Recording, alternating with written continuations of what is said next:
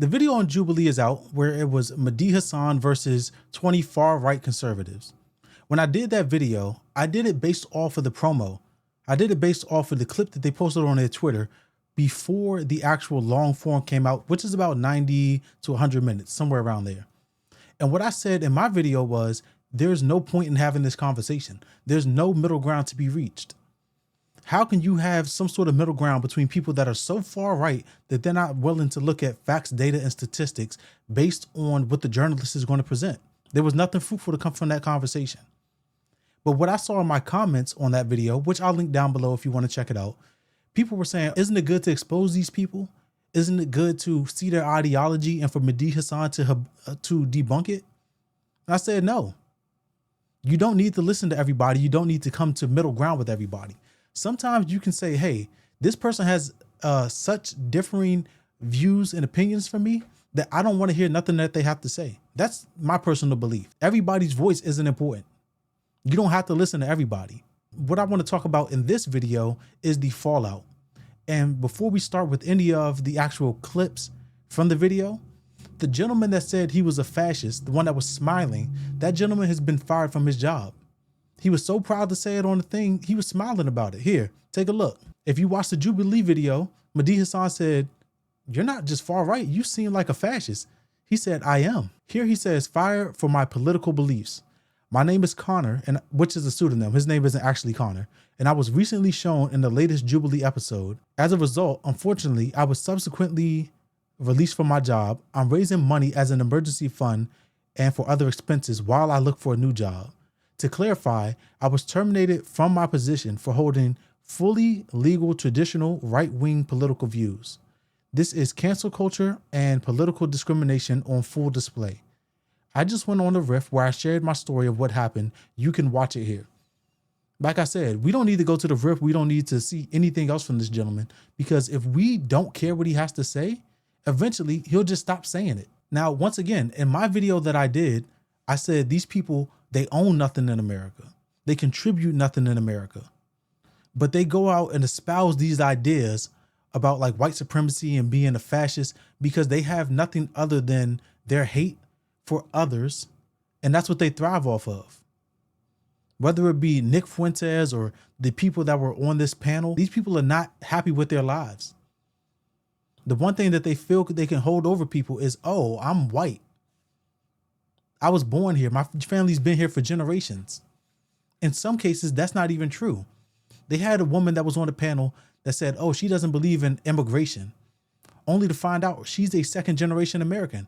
Her parents immigrated here, but because she has white skin, she feels like, oh, they're not those immigrants. They're a different type of immigrant. So before we watch this woman embarrass herself, the prompt that Mehdi Hassan said is, immigrants overall are good for America. Whether you agree or not is not the point. I just want you to see what she says in response to this. I'm an immigrant and an American, and I employ many American citizens, both naturalized and the ones born here. I employ Americans. My parents came as defined by you. My parents came as immigrants to become naturalized, so I'm not necessarily opposed to immigrants. So you're the child of immigrants. Correct. I'm a child of immigrants. I was born But you don't accept that immigrants are Americans. Not at this moment. So your parents are not Americans. Not at this moment. So hold on, your parents are not Americans. They're citizens. They became naturalized. You just said you can't be citizens by being naturalized. No, I was born here, and I'm not opposed to naturalization. Right? I never said that I'm against naturalization. Are you against naturalization? No, I never said I was against naturalization. naturalization. You began. Everyone was here. They can play it back on YouTube. You said Americans or immigrants. Are your parents Americans or immigrants? No, my parents are United States citizens. But they're immigrants, you said. No, they came here as immigrants. However, but so I want to make the claim that we cannot I came here as an immigrant. I'm an immigrant. But at this point, when they came, the United States people aren't happy with the way this is going for you. The United States economy was not at. It's better now. The American economy is better than it's been for many years. And I can say that as someone who doesn't like Donald Trump. We're giving millions and billions of dollars to people of minorities as well as the reason the economy is doing badly now is because Donald Trump's tariff policy. She makes a distinction between, oh, my parents, they are Americans. Yeah, they came here as immigrants. They got naturalized. They're Americans. They're citizens now. But she doesn't want to apply that same logic and that same understanding to anybody else's situation. And I've got to ask why. What is so different about her parents that makes them different? And this is what I'm talking about. When we allow these people to have a platform, which they have the First Amendment right to say whatever they want, right? But when you allow them to have a platform and then you sit up in my comments and tell me, oh, we should hear them out. We should let them talk so they can embarrass themselves. We don't need to. Just the fact that you are a far-right conservative or a fascist is embarrassment enough. You do not get out and touch grass enough. We don't care what you have to say. I don't care what you have to say. At the very least, there might be people in my comments or people that watch the video because it has about 2 million views. There are people that are watching this as a form of, hey, let me just see what these people think. There's nothing fruitful to come from this conversation except for the fact that it's entertainment. Watching Mehdi Hasan dunk on them over and over and over. And that's what you want to see, then absolutely, by all means, go check that out. But as for me, it's a waste of time. Just by the title, I knew that it was going to be a waste of time. And she's not the only one. It's not just the fascist guy. It's not just the, oh, my parents are citizens, but everybody else is an illegal immigrant. They're not an American. It's not just them. There's 18 other people. So there were some people that were trying to make points on there, right? Everybody here is not an idiot. There are some people that think that they have some critical talking points, some ideas that they want to express. But most of these people are not very intelligent. They don't contribute anything to this society, economically, intellectually, spiritually, nothing. I learned that this gentleman here, Chaotic Hermes, is some sort of influencer in the right-wing space. Look at his stupid face. He flew out here to do the Jubilee video, didn't make an attempt to get up there and argue, to espouse any of his points. Maybe he just wanted to get some attention. But what did he say? I didn't go up because during Jubilee because Hasan smelled like 20 people on that panel, 21 including Hasan. He's the one person that had a negative thing to say in terms of how Hasan might have smelled. If you cannot make a point and argue it, if you can't keep a train of thought, if you don't think that you are able to intellectually spar with the ideas that you have, then this is what you do. You sit on the sidelines and you shut the up. But these people, they live in their grandma's basement.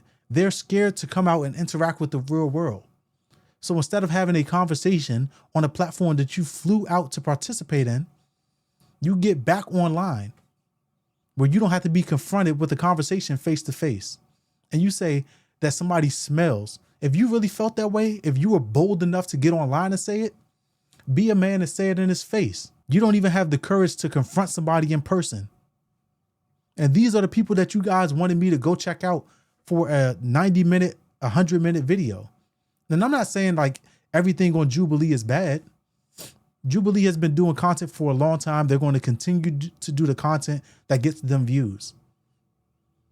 But what I am saying is this is not a good faith conversation between a quote unquote expert and 20 people that have good and interesting ideas. Ideas that they can back up with facts, data, and statistics. If that was the case, I would absolutely watch the video. I watched the conversation between Nick Fuentes and Candace Owens. Because for a long time I heard, oh, Nick Fuentes is a racist. I said, let me check out what it is that he has to say. Let me see some of his ideas. So it's not that you can't pay attention to people that have different ideas than you. You absolutely can.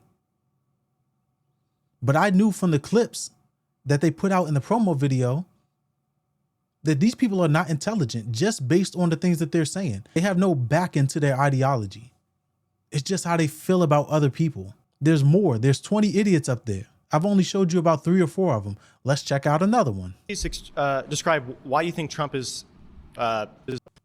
So can you please describe why you think Trump is supporting ethnic cleansing of Gaza just because he wants to take over the land there? How does that equate to killing them? Not just take over the land, kick out all the people. That is the definition of ethnic cleansing. So isn't ethnic cleansing killing people? Because it seems like you're... No, you can ethnic cleanse people without killing them. And by the way, they have been killed. More than 50,000 people in Gaza have been killed by the Israelis, by people like Bezalel Smotrich, who said recently, the finance minister of Israel, we are going to Gaza to conquer, cleanse, and remain. we're going to annihilate the place. We're going to disassemble Gaza, he said. We're going to leave it behind as piles of rubble. That's the guy Trump's funding, supporting. That's the guy praising Trump. So yes, Trump and Smotrich are ethnically cleansing Gaza. I cannot deny that thousands of people are dying in Gaza, but you need to realize, why are they dying? Is it possibly that they're attacking another country? No, just because the people who are dying were not attacking another country. Just because Israel is killing more Gazans than Gazans are killing Israel, it doesn't mean Gaza is righteous and Israel is evil. I never said anything about evil or righteous.